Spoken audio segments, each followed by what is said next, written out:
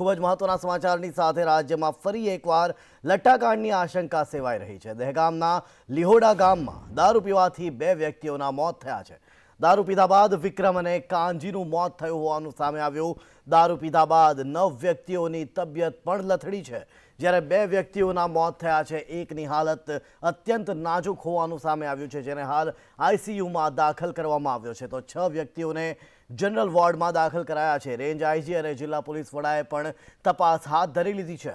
લીહોડા ગામે 108ની ટીમ પણ હાલ સ્ટેન્ડ બાયમાં રાખવામાં આવી છે। ગાંધીનગર પોલીસ વડાનો દાવો છે કે આ ઘટના ગઈકાલની છે। ઘટના બાદ સેમ્પલ મોકલવામાં આવ્યા હતા। મિથેનોલની કોઈ જ હાજરી ન હોવાની વાત એસપી કહી રહ્યા છે।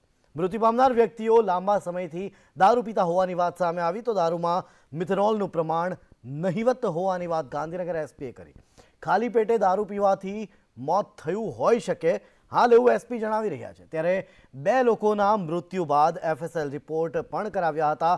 અસરગ્રસ્તોને હોસ્પિટલમાં દાખલ કરાયા છે અને પીઆઈની કોઈ ભૂલ જણાશે તો પણ પગલાં લેવાશે, આ પ્રકારનું નિવેદન આપ્યું છે ગાંધીનગર એસપીએ, જેમાં મિથેનોલ આલ્કોહોલ ન હોવાનું પણ સામે આવ્યું અને મોત અંગે પીએમ રિપોર્ટ આવ્યા બાદ કારણ ધ્યાને આવશે, આ એસપીએ નિવેદન આપતા જણાવ્યું છે। ત્યારે પોલીસે 4 ગુના દાખલ કર્યા અને 5 લોકોને હાલ રાઉન્ડ અપ કર્યા છે। શું લાગે, લઠ્ઠાકાંડ જેવું લાગે છે? એ ખ્યાલ નહીં હમણાં। કાકા શું કહેશો, ગામમાં દારૂ ખુલ્લેઆમ મળી રહે પીવું? ના કાકા મળી ના રે, પણ અહીંયા અડ્ડા બડ્ડા ચાલતા હોય તો પી આવું છે। પોલીસ અડ્ડા બંધ નથી કરાવતી? પોલીસ કરાવે આવે ના આવે એવું પોલીસ શું કરે? શું કહેશો ભાઈ, ગામમાં દારૂ જોઈએ એટલો મળી રહે છે? હા, જોઈએ એટલો મળી રહે છે અને ખુલ્લેઆમ વેચાય છે। શું લાગે છે, લઠ્ઠાકાંડ? લઠ્ઠાકાંડ લાગે છે અને અહીંયા કોઈ પોલીસની પેલી કોઈ સદ નહીં। એ આપણા ગામના નાગરિક છે, હું ગામનો નાગરિક જ છું।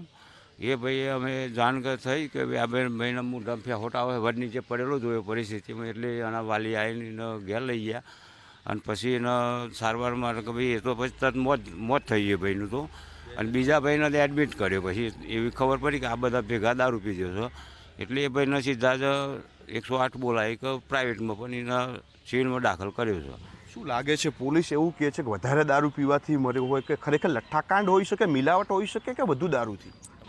એવું કહી ના શકાય સાહેબ, પણ દારૂ પીવાથી તો આ બન્યું છે એ વાત ચોક્કસ છે। હા, રાતને જે આવ્યા ને બધી જાણ કેટલા જણ એડમિટ, કેટલા જણ લાગે છે તમને? 10 જણ। ક્યાં આગળ એડમિટ છે ખબર? સિવિલમાં, સિવિલ ગાંધીનગર સિવિલ। પોલીસ તો એવું કહે છે કે 3 જ જણ એડમિટ છે। એટલે 3 એડમિટ હતા, પછી બીજા જે પકડ્યા પોલીસ પછીથી એ ભાઈ એડમિટ કર્યા છે એમના। हॉस्पिटल के अंदर 7 पेशेंट हमारे अंडर ऑब्जर्वेशन है। 2 पेशेंट का हमें पता चला है कि उनकी डेथ हो चुकी है, वो डायरेक्टली पोस्टमार्टम के लिए चले गए थे। 6 पेशेंट यहाँ पे क्लोज ऑब्जर्वेशन में हैं जो कि स्टेबल हैं, और 1 पेशेंट क्रिटिकल है जिसको आईसीयू में रखा गया है। उसको एकदम गहन सारवार और अच्छे से देखरेख हो रही है। उसको एंटीडोट भी दिया गया है। यदि उसकी किसी भी तरह की कंडीशन डिस्टर्ब होती है तो हम तुरंत जो भी स्टेप लेना होगा, हमारे यहाँ पे बेस्ट अवेलेबल सोर्सेज है उससे लेंगे। એફએસએલમાં बहुत ક્લિયર રિપોર્ટ છે કે આમાં લઠ્ઠા નથી, આમાં કોઈ મિથાઇલ આલ્કોહોલની હાજરી બિલકુલ નથી। અને જે રીતે મેં કીધું કે 5-6 લોગ જો હોસ્પિટલમાં છે એ પ્રિકોશનરી મેજર માટે પોલીસ હોસ્પિટલમાં રાખેલ છે અને તબિયત એકદમ ફિટ છે, કોઈ ઇશ્યુ નથી અને એની તરફથી કોઈ કમ્પ્લેન્ટ પણ નથી। અત્યારે પોલીસ પાસે મેં જેવી રીતે કીધું કે 4 गुना दाखिल किया पुलिस ने। 4 गुना में 5 आरोपी अपने पास कस्टडी में। कया बूटलेगर पास है? ये बूटलेगर प्रताप करके है, इनके पास इन्होंने दारू लिया है। તો દહેગામના લીહોડા ગામમાં દારૂ પીવાથી 2ના મોત થયા। સરપંચ અને મૃતકના પરિવારજનોના ગંભીર આક્ષેપ છે। મૃતક કાંજી ઠાકોરના પરિવારજનો સાથે સંદેશ ન્યૂઝે વાતચીત કરી અને દારૂમાં મિલાવટ હોય તો જ મોત થાય એવું પરિવારજનોએ આક્ષેપ લગાવ્યો। વધુ દારૂ પીવાથી મોત થાય તેવું માનવામાં નહીં આવતું અને અહીં દારૂ ખુલ્લેઆમ વેચાય છે। પરિવારજનોએ આ આક્ષેપ પણ લગાવ્યો છે અને તેમણે એમ પણ કહ્યું કે અમે વારંવાર રજૂઆત પણ કરી છે। સરપંચે પણ કહ્યું કે મેં સરપંચ તરીકે વારંવાર રજૂઆત કરી છે, અહીં દારૂ વેચાય છે, બીટ જમાદાર ખુલ્લેઆમ હપ્તા લે છે, આ પ્રકારના આક્ષેપ પણ સરપંચે કર્યા છે। ઘણા સમયથી દારૂના અડ્ડા ચાલી રહ્યા છે। ઘણી વખત મેં બીટ જમાદાર રજૂઆત કરેલી, ફોનથી પણ વાત કરેલી, પણ ધોન કોઈ દોરતા નહોતા. સરગુડી, કરજીના મોડા, પન્નાના મોડા, નાગીના મોડા, મોટા મોડા, પાળિયા 2, જૂના પાળિયા, નવા પાળિયા તમામ જગ્યાએ અડ્ડા ચાલી રહ્યા છે અને તમામ જગ્યાએ આ મોટું કૌભાંડ ચાલી રહ્યું પણ કોઈ તપાસ કરતું નહીં. હવે એસપી સાહેબને જો હાથમાં કેસ હોય તો મારી વિનંતી છે કે સાહેબ પૂરેપૂરી તપાસ કરો. રાત્રે ગામમાં ટૂંકમાં ઘરે તો નોકરી કરી તો ઘરે આવે ત્યારે એ બંધ પડી દેતા. બધાને કીધું કે દારૂ રોજ પીવાય તો દારૂ પીધો એટલે તે લઈ ગયો સિવિલમાં લઈ ગયો એટલે પેલા દહેગામ લઈ ગયા. દહેગામથી ડાયરેક્ટ ગાંધીનગર લઈ ગયા. એમના જોડે પેલા કાકુને હતા એ અત્યારે ઘર કરી રહ્યા છે. એમના જોડે વાત બધી હતી ખરી. ગામમાં જ આ દારૂ કે પીવાની વાત થઈ છે. ગામમાં આજુબાજુ વિક્રમભાઈ કાલે હોદના 6 વાગ્યા એ વાલા પીવા ગયા હતા. તો ત્યાંથી શીખવ દારૂ એવું પીધો પછી તો વડ તરલ થઈ ગયા બરાબર. તો એ વાન પછી મારા ભાઈ અને અમારા ભત્રીજો બે લેવા ગયા હતા. કહું લેવા ગયા પછી ઘેર લઈને ઊંઘાડ્યો. પછી અડધા કલાક પછી એ તો ઉઠ્યો જ નહીં. પછી દારૂ પીવાથી ને 6 વાગ્યા સુધી તો મારા જોડે પતિંગ ચગાવતો તો કમ્પ્લેટ. દારૂ પીવાથી મોત થયું છે કે દારૂમાં કોઈ મિલાવટ લાગે છે? મિલાવટ જ લાગે ને તાન. જ્યાં એક તરફ કથિત લઠ્ઠાકાંડનો મુદ્દો સામે આવ્યો ત્યાં કોંગ્રેસ પણ મેદાનમાં આવી ગયો. અમિત ચાવડાએ આરોપો લગાવ્યા અને કહ્યું કે લઠ્ઠાકાંડમાં અનેક લોકોના જીવ જઈ રહ્યા છે. બોટાદ, ખેડા અને હવે ગાંધીનગરમાં લઠ્ઠાકાંડમાં મોત થઈ છે. ગુજરાતમાં દારૂબંધીનો કાયદો છે પણ એ માત્ર કાગળ પર જ હોવાની વાત અમિત ચાવડાએ કરી. અમિત ચાવડાએ વધુમાં એમ પણ કહ્યું કે હપ્તાખોરીના કારણે દારૂ અને ડ્રગ્સ વેચાય છે અને જેમ પંજાબ ઉડતા પંજાબ બની ગયું છે એમ હવે ગુજરાત પણ ઉડતા ગુજરાત બનવા તરફ જઈ રહ્યું હોવાની વાત અમિત ચાવડાએ કરી. અને આવો બનાવ ભવિષ્યમાં ક્યારેય ના બને એની ચિંતા કરીને સરકારે મુખ્યમંત્રી શ્રી આગળ આવવું જોઈએ કે દારૂબંધીનો કાયદો છે એને જો ખરેખર ઈચ્છા શક્તિ હોય ને કડક રીતે અમલ કરવામાં આવે તો એક જ મહિનાની અંદર ગુજરાતમાં કોઈ પણ ખૂણે એક ટીપું પણ દારૂ ના મળે. પણ હપ્તા લેવાનું બંધ થાય તો કાયદાનો અમલ થાય ને. ત્યારે સરકાર હપ્તાખોરીમાંથી બહાર નીકળે અને દારૂબંધીના કાયદાનો કડક અમલ કરાવે એ આખા ગુજરાતના લોકોની આક્રોશ સાથે આજે માગણી છે. તો આ કથિત લઠ્ઠાકાંડ મામલે ધારાસભ્ય જ્ઞાનીબેન ઠાકોરે પણ સરકાર પર આકરા પ્રહાર કર્યા છે. રાજ્યની રાજધાનીમાં બુટલેગરો બેફામ બન્યા અને દારૂબંધી માટે માત્ર ભાષણ કરવાથી અને કાગળ પર કાર્યવાહી કરવાથી અંકુશ નહીં આવે આ પ્રકારની વાતો, આ પ્રકારના આરોપો જ્ઞાનીબેને કર્યા છે. તેમણે કહ્યું કે તેના માટે કડક કાર્યવાહી કરવી પડશે. દેશના ગૃહમંત્રીનું હોમ ગ્રાઉન્ડ હોય, ગુજરાતની રાજધાની હોય અને અહીંયા જ આવી ઘટનાઓ બનતી હોય તો રાજ્યના બીજા જિલ્લાઓની અંદર હાલત શું છે એ આપણે વારંવાર નિહાળીએ છીએ. ત્યારે માત્ર ભાષણ કરવાથી અને કાગળ ઉપર કાર્યવાહી કરવાથી એનું કામ નહીં પતે, પણ કડક એનું અમલીકરણ થાય એવી કાર્યવાહી એ રાજ્યના ગૃહમંત્રી, રાજ્યના પોલીસ વડા અને દેશના ગૃહમંત્રી કડક સૂચના આપીને હવે પછી આવા પરિવારોની છત્ર છાયા ના ગુમાવવી પડે એના માટે ગંભીર બને. તો દારૂ પીધા બાદ બેના મોતના મુદ્દે ગૃહ રાજ્યમંત્રીએ પણ નિવેદન આપ્યું. એમણે કહ્યું કે હાલ એક રિપોર્ટ આવી ચૂક્યો છે. લઠ્ઠાનો હાલ કોઈ અંશ મળ્યો નથી. ઉચ્ચ અધિકારીઓ તપાસ કરી રહ્યા છે અને બીજો રિપોર્ટ સાંજ સુધીમાં આવી જશે. FSL રિપોર્ટ આવશે ત્યારે ખબર પડશે. ત્યારે ગાંધીનગર લઠ્ઠાકાંડના મામલે ગૃહ રાજ્યમંત્રી હર્ષ સંઘવીએ પણ નિવેદન આપ્યું.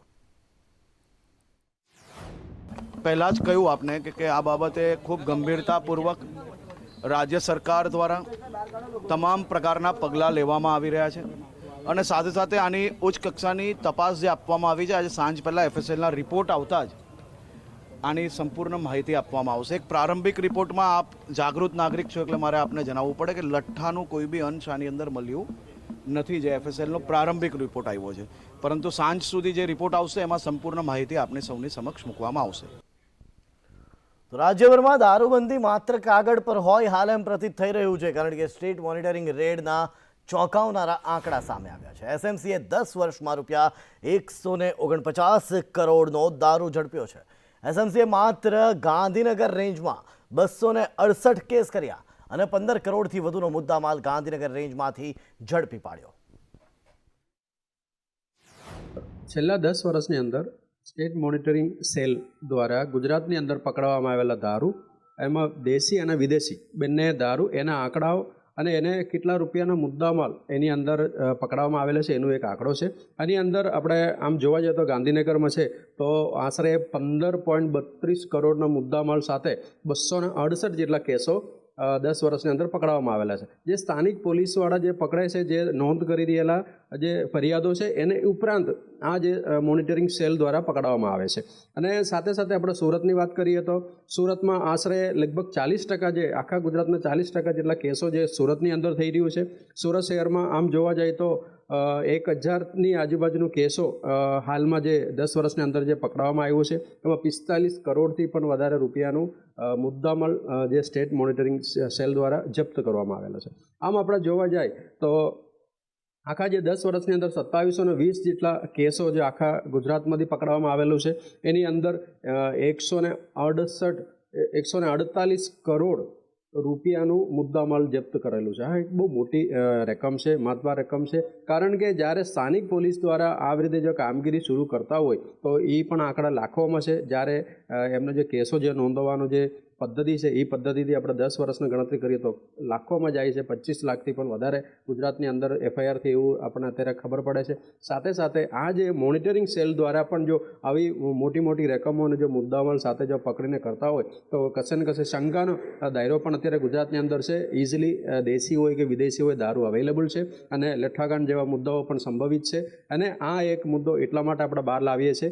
અને જે પ્રશાસન દ્વારા જે વાતો કરી રહેલા છે, જે કડક દારૂબંધીનો જે અમલ જે કરવાનો જે કડક કરી રહ્યા છે અને અહીંયા ગુજરાતમાં દારૂ મળતા નથી, એ વાતને પોલ ખોલે એવા અત્યારે માહિતી બહાર આવી છે. સાબરકાંઠામાં ચાઇનીઝ દોરીથી પતંગ ચગાવતા દંડ કરવામાં આવ્યો છે. પ્રતિબંધિત ચાઇનીઝ દોરીથી પતંગ ચગાવતા 10,000નો દંડ ફટકારવામાં આવ્યો છે. વિસ્તરણ રેન્જ અધિકારી સ્ટાફે બેને ઝડપી લીધા. માળીના છાપરિયામાં ધાબા પરથી ઝડપાયા. વન વિભાગે દોરીના રીલ કબજે લઈ કાર્યવાહી હાથ ધરી.